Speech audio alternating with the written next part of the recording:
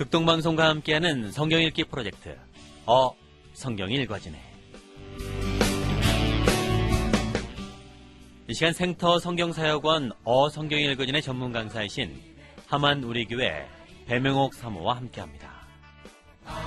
성경이 읽어지네 주님 나라 임하네. 안녕하세요. 지난 시간부터 열왕기하 꼬리 부분의 망하는 역사를 공부하고 있습니다. 몸통 부분에서 아합 스토리를 한참 동안이나 얘기한 후 꼬리 부분에 와서는 이 아합 이후의 왕들을 다시 짧게 얘기하며 배경 처리했어요. 사실로서의 기록일 뿐 사가는 더 이상 의미를 두지 않는다고 했습니다. 그러더니 열왕기하 17장에서 북이스라엘이 아수르에 의해 망했어요. 북이스라엘은 남북이 갈라진 이후 BC 931년에서 721년까지 약 110년 동안 유지된 나라입니다.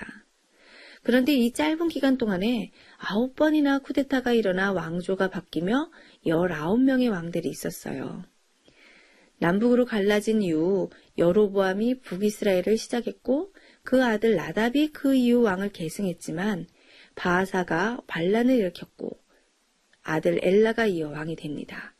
그런데 엘라의 부하 시므리가 반역을 하자 또 다른 부하였던 오므리가 그를 살해하고 7일 만에 왕위를 또 빼앗아서 오므리 왕조가 시작되었어요. 그 아들 아합을 시작으로 손자 아하시야, 증손자 여호람까지 4명의 왕에게 계승되지만 예후가 오므리 왕조를 몰살시키고 왕이 됩니다. 예후 왕조는 여호아스, 요아스, 여로보암 2세, 스가랴 이렇게 5명이 왕이 되는 최장 기록 왕조였어요. 그리고는 살룸이 반란을 일으키고 또 무나임이 반란을 일으켜 그 아들 부가이아에게 왕위를 넘겨주나 했더니 또 베가가 쿠데타를 일으키고 그 후 호세아도 반란으로 왕이 되는데 그가 북이스라엘의 마지막 왕인 겁니다. 굉장히 복잡하죠? 자, 이렇게 북이스라엘은 나라가 안정이 되지 못하고 혼란을 거듭했어요. 그리고 19명의 왕들 중 단 한 명의 왕도 하나님이 보시기에 선한 왕이 없었습니다.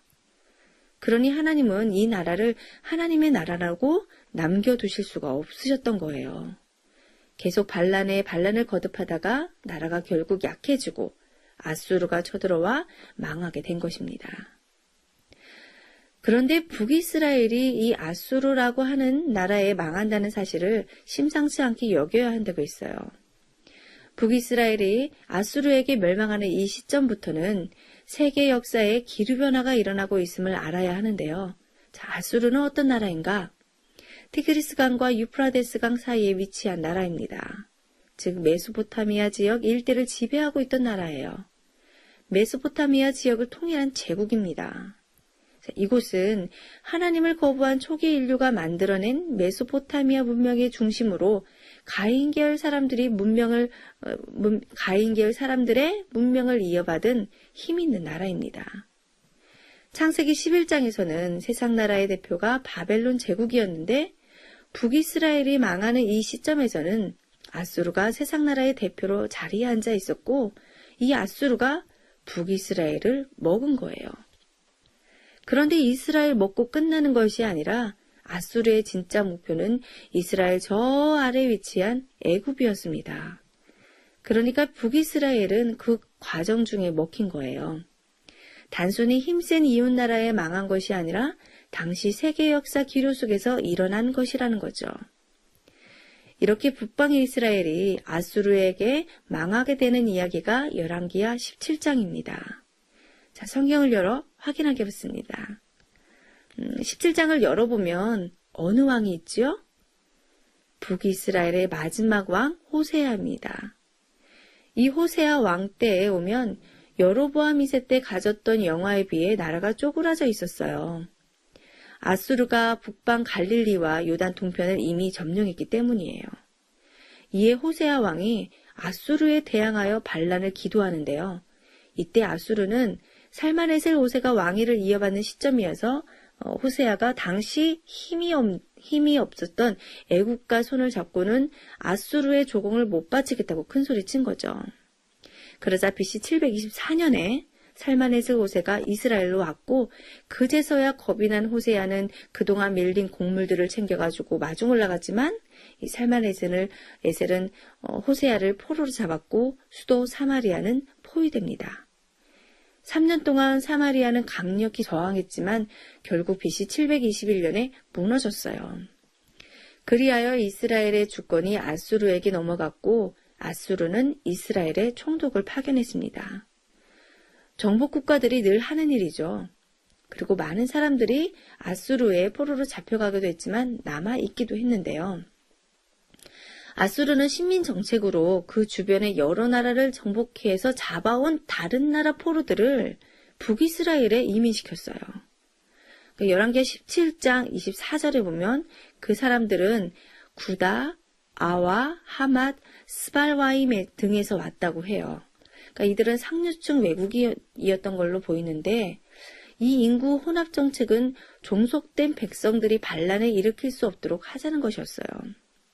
자, 그렇지 않아도 북방 이스라엘은 남방 유다에 비해 비주류에 서서 바알을 섬기고 하나님을 배반해 왔는데 이제 이 이방 사람들이 들어와 섞이면서부터는 더더욱 비참한 종교적 폐해를 가져옵니다. 이 외국 사람들이 자기들의 각종 신을 다 가지고 들어와서 예배했어요. 33절을 보면 그들이 여호와도 경외하고 또한 어디서부터 옮겨왔든지 그 민족의 풍속대로 자기의 신들도 섬겼더라. 이렇게 섞이면서 이스라엘은 다신 종교 사회가 되어버리고 그 땅에 남아있던 북이스라엘 사람들은 이방 사람들과 결혼을 하기 시작했고 시간이 흘러가면서 인구 혼합 정책은 목적이 달성되어 간 것입니다. 종교, 문화, 사회, 사상, 사람까지 모두 섞였어요. 성경의 중요한 관점, 섞이면 안 된다. 셋계열은 가인 계열과 절대로 섞이면 안 된다였는데 북이스라엘이 아수르에 망하면서 완전히 섞이게 된 것입니다. 완전 혼합주의였어요. 이것이 중요한 이슈였던 것을 알려주면서 41절에 이렇게 마무리 짓습니다. 이 여러 민족이 여호와를 경외하고 또 그 아로새긴 우상을 섬기니 그들의 자자손손이 그들의 조상들이 행하던 대로 그들도 오늘까지 행하니라. 같은 얘기죠. 북이스라엘이 망한 이유 어떻게 되었나 그림이 딱 떠올라야 돼요. 종교, 문화, 사상, 사람까지 모두 섞여버렸습니다. 그런데 이러한 가운데 하나님이 사자를 그들 가운데 보내 사람들을 죽게 했어요. 하늘에서 온 재앙이죠. 사자가 나타나서 이 섞여버린 북방 이스라엘의 문화를 겁나게 한 것입니다. 이것을 볼 때 하나님께서는 아직도 북방 이스라엘 사람들을 향해 계속 마음을 가지고 계시다는 걸 알 수 있어요. 자, 엘리야가 승천을 하고 나서 엘리사가 그 뒤를 이어받아 사역을 막 시작하려고 할 때 이상한 천재지변과 같은 일이 일어났었는데요. 곰이 나왔어요. 자, 아이들이 엘리사를 보고 대머리여 올라가라, 대머리여 올라가라 이렇게 놀렸더니 곰이 나와서 아이 42명을 찢어 죽이거든요. 근데 우리가 이런 부분을 읽을 때 아이들이 좀 놀렸다고 곰이 나와서 찢어 죽일 게 뭔가 싶기도 해요. 참 이상하죠. 그런데 아니랍니다. 굉장히 중요한 것이 엘리사가 데뷔하는 순간이에요. 근데 아무도 엘리사에게 관심이 없습니다. 엘리야에게만 관심이 있어요. 자, 엘리야가 승천했으니 더 이상 엘리야 같은 하나님의 사람이 없다고 하면서 후계자 엘리사를 인정하지 않는 겁니다. 그러니까 이러한 일이 즉 하나님으로서만 가능한 일을 엘리사를 통해 나타나게 하심으로 엘리사가 하나님의 종으로 인정받고 뜨게 되는 거죠. 엘리사의 데뷔하는 순간이에요. 자, 때때로 하나님의 이름이 땅에 떨어지게 되는 때 하나님은 이러한 천재지변과 같은 일을 하셨어요.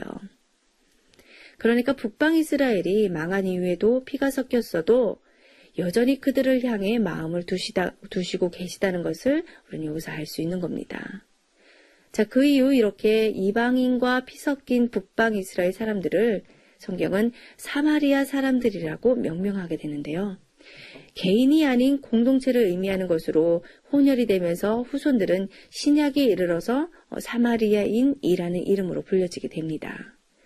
이렇게 하여 분열 왕국인 이 북방 이스라엘은 종말을 고하면서 북이스라엘 역사는 성경 속에서 사라집니다.